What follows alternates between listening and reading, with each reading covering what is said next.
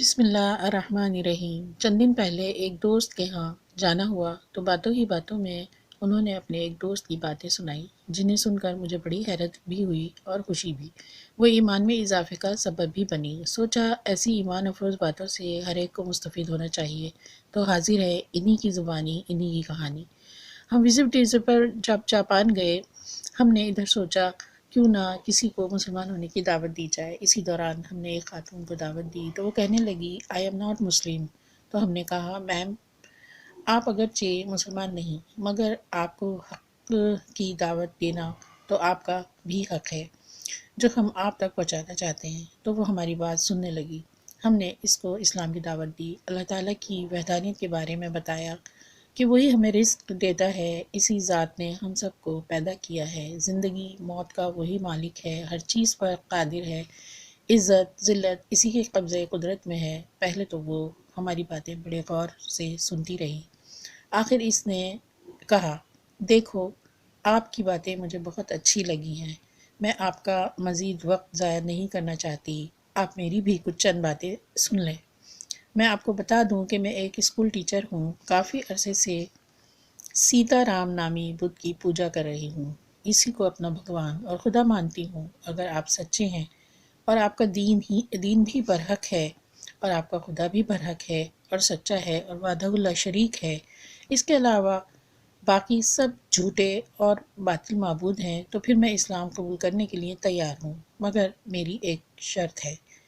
اگر میری وہ شرط پوری ہو جائے تو مجھے اسلام قبول کرنے میں کوئی رکاوٹ نہیں ہوگی، نہیں تو پھر ویری سوری۔ کیا شرط ہے؟ ہم نے پوچھا تو وہ کہنے لگی 10 سال پہلے میرا ایک بیٹا گم ہو گیا تھا، آج تک اس کا کوئی پتہ نہیں چلا۔ میں نے ہر جگہ ڈھونڈا مگر اس کا کوئی اتا پتہ ہی نہیں۔ اب تو میں ڈھونڈ ڈھونڈ کر بھی تھک چکی ہوں۔ اگر تمہارا خدا اور مذہب اسلام سچا ہے تو آج رات ہی میرا بیٹا واپس آ جائے۔ اگر وہ واپس آ گیا تو میں مسلمان ہو جاؤں گی۔ اس کی یہ عجیب و غریب شرط سن کر ہم حیران بھی ہوئے اور پریشان بھی۔ بہرحال ہم نے ہمت نہ ہاری اور اس کو برابر سمجھاتے رہے کہ میڈم، اللہ تعالیٰ ہر چیز پر قادر ہے، وہ آپ کے بیٹے کو جس وقت چاہیں واپس لا سکتے ہیں، مگر ہمارے لیے اللہ تعالیٰ کے ساتھ ایسی شرطیں لگانا صحیح نہیں۔ خدا تو بے نیاز ہے، اس کو ہماری کوئی ضرورت نہیں، ہمیں اس کی رضا کی ضرورت ہے۔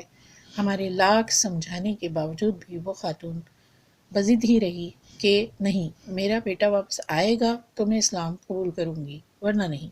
آخر تھک ہار کر ہم نے اس کو کہا کہ چلو ایسا کرو کہ پہلے اس بت کو ختم کرو جس کی تم پوجا کرتی ہو، اس کے بعد آج کی رات اللہ تعالیٰ سے دل سے یقین کے ساتھ دعا مانگو، انشاءاللہ اگر اللہ تعالیٰ نے چاہا تو تمہارا بیٹا واپس آ جائے گا۔ ہم نے اس کو سمجھا بجھا کر کسی حد تک مطمئن کر دیا۔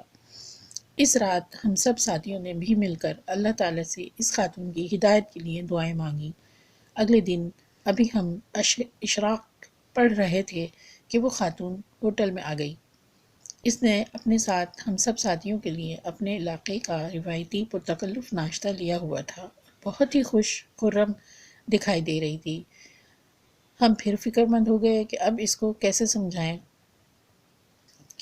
سمجھائیں گے، مگر اس نے آتے ہی ہم سب کا شکریہ ادا کیا اور کہا کہ آپ کے بتائے ہوئے طریقے پر میں نے بت کو اسی وقت اٹھا کر سائڈ پر رکھ دیا اور دل لگا کر آپ کے اللہ سے مانگا۔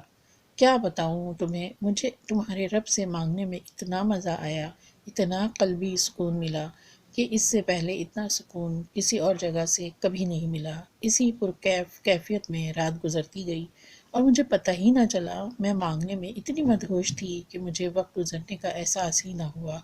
پھر تو مجھے تب پتہ چلا جب ڈور بیل بجی، میں نے وقت دیکھا، رات کے تقریباً 4 بج رہے تھے۔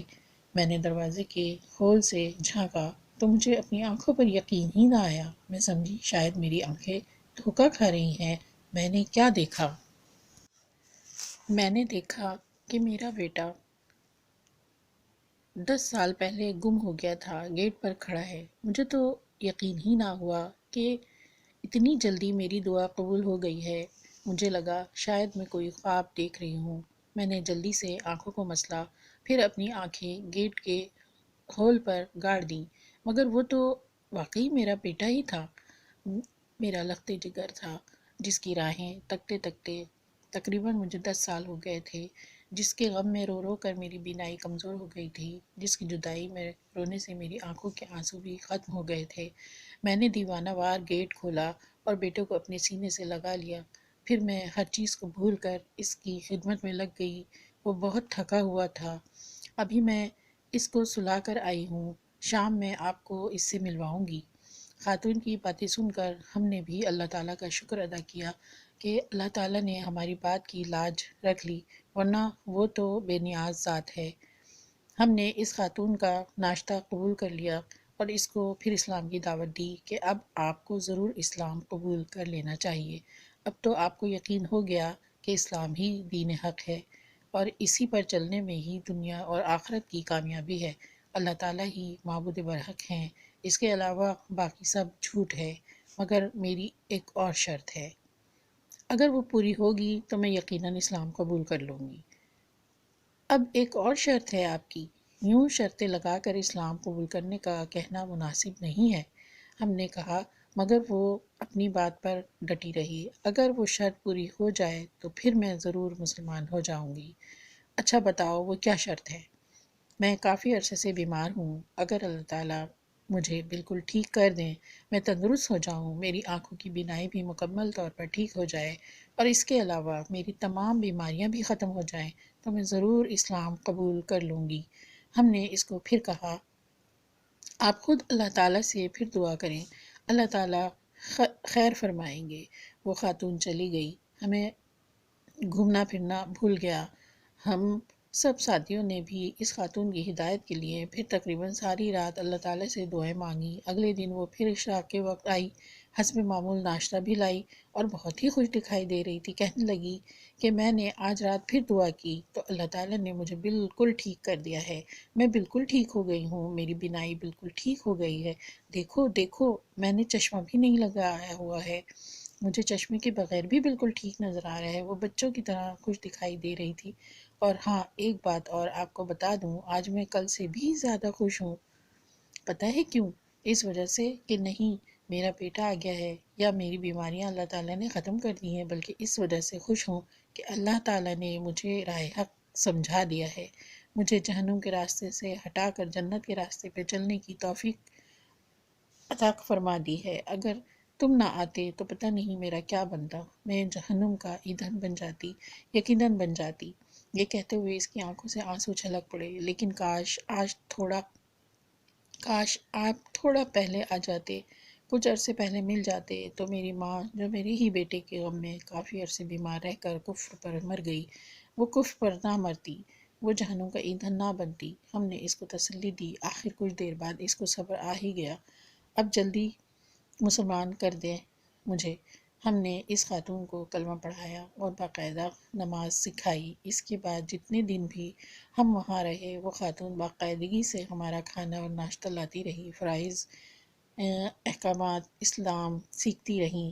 ہم جاپان بھی گھومے، خوب سیر کی اور ساتھ ہی خیر کا کام اللہ نے ہم سے لیا۔ پھر تو اس کے ساتھ اس کا وہ بیٹا بھی ہوتا تھا جو گم ہو گیا تھا۔ اس خاتون نے اپنے اس بیٹے سے سارا تعارف بھی کروایا، وہ بھی بہت خوش ہوا، اس نے بھی کلمہ پڑھ لیا اور مسلمان ہو گیا۔ ہم نے وہاں سے رخصت ہونے کے وقت تو وہ خاتون ہم سے بلک بلک کر اس طرح رو رہی تھی جیسے اس کا کوئی بہت ہی قریبی اس سے بچھڑ رہا ہو۔